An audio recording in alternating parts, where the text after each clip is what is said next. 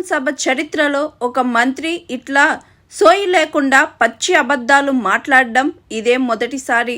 మొత్తం రుణమాఫీనే 20,000 కోట్లు అని మీ మంత్రి తుమ్మల గారు సభలో చెప్తే నువ్వు మాత్రం ఒక ఉమ్మడి నల్గొండ జిల్లాలోని 54,000 మంది రైతులకు 6,700 కోట్లు రుణమాఫీ చేసినామని అసెంబ్లీ సాక్షిగా సోయి తప్పి మాట్లాడినావు వెంకట్రెడ్డి అని మండిపడ్డ ఎమ్మెల్యే జగదీష్ రెడ్డి.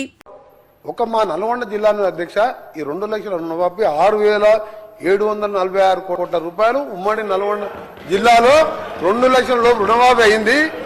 54,145 మంది రైతులకు. మొన్న కోమటిరెడ్డి రెడ్డి మాట్లాడుతూ ఒక నల్గొండ జిల్లాలోనే 6,500 కోట్ల రుణమాఫీ చేసిన అన్నాడు. శాసనసభలో మంత్రి అనబడేవాడు ఒక అబద్ధ మాట మాట్లాడడం అనేది జరగలేదు ఇప్పటి వరకు.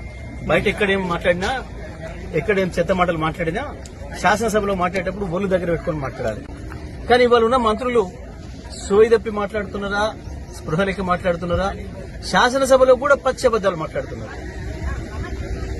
మొన్న కోమటిరెడ్డి రెడ్డి మాట్లాడుతూ ఒక నల్గొండ జిల్లాలోనే 6,500 కోట్ల రుణమాఫీ చేసిన అన్నాడు. ఎంతమంది రైతులకంటే 54,000 మంది రైతులకి అన్నారు. సిగ్గుమాలిన ముచ్చట అంటే తను ఏ స్థితిలో ఉన్నాడో అది తెలుస్తుంది. 54,000 మంది రైతులకు 6,500 కోట్ల రూపాయలు ఇచ్చిందంటే అంటే ఒక్కొక్క రైతుకి ఎన్ని డబ్బులు ఇచ్చి ఉండాలి, సోయి ఉండాలి కదా మాట్లాడేటప్పుడు. Hi, this is Swathi.